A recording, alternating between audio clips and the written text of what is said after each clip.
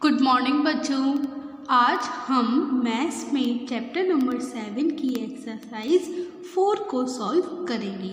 कल मैंने आपको चैप्टर नंबर 7 की एक्सरसाइज 3 कराई थी, आपको अच्छे से समझ में आई थी। आज हम करने वाले हैं एक्सरसाइज 4 को सॉल्व, ठीक है। चलिए जल्दी से हम इसके क्वेश्चंस को एक बार पढ़ लेते हैं। देखिए क्या लिखा है, बताइए मुझे। Circle the objects as per the question. Circle the object as per the question. तो देखिए आपको इस क्वेश्चन को सॉल्व करना है और आपका जितना भी आंसर आता है आपको उसको सर्कल करना है, ओके। तो ये क्या लिखा है क्वेश्चन आपका, 1/6 ऑफ 18 बॉल्स। 1/6 of 18 balls. तो अभी मैं आपको सिखाऊंगी कि इस टाइप के क्वेश्चंस को हम किस तरीके से सॉल्व करते हैं। तो चलिए सीखते हैं। देखिए मैंने क्वेश्चन क्या लिखा है, 1/6 ऑफ 18। तो मैं आपको बताने वाली हूँ कि 1/6 ऑफ 18 का हम क्या करेंगे, इसको किस तरीके से सॉल्व करेंगे। तो देखिए आपको क्या करना है, आपको ऐसे ही 1/6 यहाँ पर लिखना है। अब मैं आपको बताने वाली हूँ कि हम ऑफ का मतलब क्या होता है। मैथ्स में आप एक चीज़ का याद रखिएगा, मैथ्स में ऑफ का मतलब हमेशा क्या होता है, मल्टीप्लाई होता है। मैथ्स में क्या होता है, ऑफ का मतलब मल्टीप्लाई होता है, ठीक है। तो हम मल्टीप्लाई का साइन लगा देंगे और यहाँ पर है आपका 18। यहाँ पर कुछ है नहीं है तो हम क्या करेंगे, जब कुछ नहीं होता है तो क्या लिखते हैं, 1। जैसे ये 1 लिखा हुआ है वैसे ही हम यहाँ पर भी 1 लिख देंगे। तो मैंने क्या किया, 1/6 को लिखा और ऑफ की जगह क्या लगाया बच्चों, मल्टीप्लाई का साइन, और 18 को लिख दिया। 18 के नीचे कुछ था नहीं तो हमने 1 लगा दिया। अब हम क्या करेंगे, अब हम इनका आपस में मल्टीप्लाई करेंगे। जैसे कि 2 फ्रैक्शन है ना, इनको हम एक फ्रैक्शन बनाएंगे। समझ आ रहा है ना। तो पहले यहाँ पर क्या है, 1। तो आप 1 का मल्टीप्लाई 18 में कर दीजिए। बताइए क्या आएगा आंसर। जब हम किसी भी डिजिट में 1 का मल्टीप्लाई करते हैं तो हमारा आंसर हमेशा बच्चों क्या आता है, 18। ऐसे ही 6 का मल्टीप्लाई 1 में कर दीजिए, बताइए आंसर क्या आएगा, 6। तो आपकी 2 फ्रैक्शन थी, 1/6 और 18/1। इनमें हमें आपस में मल्टीप्लाई कर दिया तो हमारी एक फ्रैक्शन बन गई, क्या बन गई, 18/6। आपको इसे बोलना भी आना चाहिए। इसे कैसे बोलते हैं, 18/6। अपॉन को हम, ये जो लाइन होती है उसको बोलते हैं अपॉन। क्लियर। अब हमें क्या करना है, अब हमें इसे थोड़ा छोटा बनाना है। जैसे ये फ्रैक्शन है ना, अब हमें इसे नंबर में बनाना है। तो हम क्या करेंगे, आपको ये पता चल रहा है ना ये किसके फॉर्म में आ रहा है। अपॉन का मतलब हम एक और बोलते हैं, क्या होता है, डिवाइड होता है। तो हमें क्या करना है, 18 को 6 से डिवाइड देना है। क्या करना है बच्चों, 18 को 6 से डिवाइड देना है। तो बताइए 6 के टेबल में 18 कितनी बार आते हैं, बोलिए आंसर क्या आएगा, आंसर आएगा 3। तो हमने 18 को 6 से डिवाइड दिया तो बच्चों आपका आंसर आया 3। ये हो गया आपका आंसर।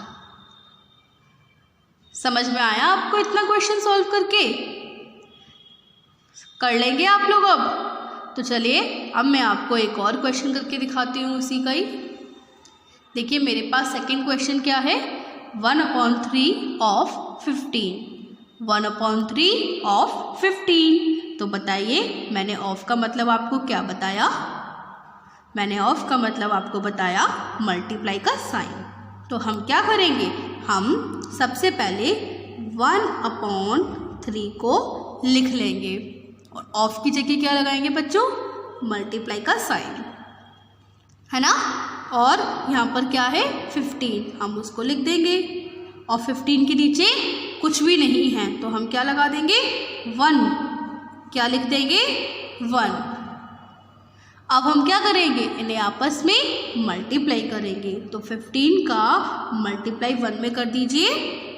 आपको तो पता होगा हम किसी भी डिजिट में 1 का मल्टीप्लाई करते हैं तो हमारा आंसर हमेशा वही नंबर आता है। तो हमने 15 का मल्टीप्लाई 1 में किया तो हमारा आंसर 15 आ गया। अब हमें क्या करना है, 3 का मल्टीप्लाई 1 में करना है। तो बच्चों आंसर क्या आएगा 3। तो आपकी 2 फ्रैक्शन थी 1/3, 15/1। अब वो एक फ्रैक्शन बन गई 15/3। अब हमें क्या करना है, 15 को 3 से डिवाइड देना है।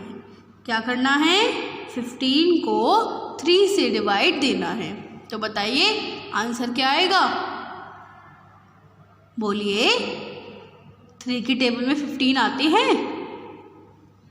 3 की टेबल क्या होती है, 3 1s are 3, 3 2s are 6, 3 3s are 9, 3 4s are बोलिए 12, 3 5s are 15। तो 3 की टेबल में 15 आते हैं ना, कितनी बार, 5 बार। तो हमने क्या लिख दिया 5। आपका आंसर क्या आ गया बच्चों 5। तो आपको ये समझ में आए, कर लेंगे आप लोग इसको। चलिए आगे बढ़ते हैं। तो देखा आपने हमने इसे किस तरीके से सॉल्व किया। अब आप लोग इसे कैसे करोगे, आप लोग अपनी नोटबुक पर ये वाला क्वेश्चन नोट करेंगे और डायरेक्ट आंसर लिख देंगे। आपको ये शेप बनाने की ज़रूरत नहीं है। ओके, अब बुक पर इसका आंसर फिल कर सकते हैं। नोटबुक पर बस डायरेक्ट आप आंसर लिख दीजिएगा। जैसे अभी मैंने आपको करके दिखाया था ना, 1/6 का 1/6 ऑफ 18 था तो उसका आंसर क्या आया था बच्चों 3। तो बस आप नोटबुक पर 3 लिख देना और बुक पर आपको 3 वॉल पर क्या करने हैं, सर्कल करना है। ठीक है, कर लेंगे अब आप लोग फर्स्ट क्वेश्चन। अब देखिए सेकंड क्वेश्चन क्या है। सेकंड क्वेश्चन है आपका फाइंड द आंसर। आपको क्या करना है, आंसर फाइंड करना है। तो कैसे करोगे आप लोग, इजी है। जैसे अभी मैंने आपको क्वेश्चंस करके दिखाए, आपको उसी तरीके से ये वाले क्वेश्चंस भी करने हैं। तो 1/4 ऑफ 36 क्या होगा, 1/4 ऑफ 36 क्या होगा, सॉल्व करके बताइए। चलिए इसको हम एक बार नोटबुक पे और कर लें, एक बार और कर लेते हैं। देखिए क्वेश्चन यही था ना, 1/4 ऑफ 36, 1/4 ऑफ 36। तो हमें 1/4 का क्या निकालना है, ऑफ 36 सॉल्व करना है। तो हम क्या करेंगे, इक्वल का साइन, 1/4 ऑफ का साइन क्या होता है, मल्टीप्लाई। यहाँ पर 36 लिखेंगे और 36 के नीचे कुछ है नहीं है तो हम 1 लिखेंगे और क्या करेंगे, इनका आपस में मल्टीप्लाई कर देंगे। तो हम 36 का मल्टीप्लाई 1 में करते हैं तो बच्चों आंसर क्या आता है, बोलिए 36। और 4 का मल्टीप्लाई हम 1 में करते हैं तो आंसर क्या आता है 4। अब आपको क्या करना है, 36 को 4 से डिवाइड देना है। 36 को किससे डिवाइड देना है, 4 से। तो दीजिए 36 को 4 से डिवाइड दीजिए, आंसर क्या आएगा, बोलिए। आता है ना आपको डिवाइड देना डायरेक्ट, आंसर क्या आएगा 9। Very good. तो आपका आंसर क्या आ गया बच्चों 9।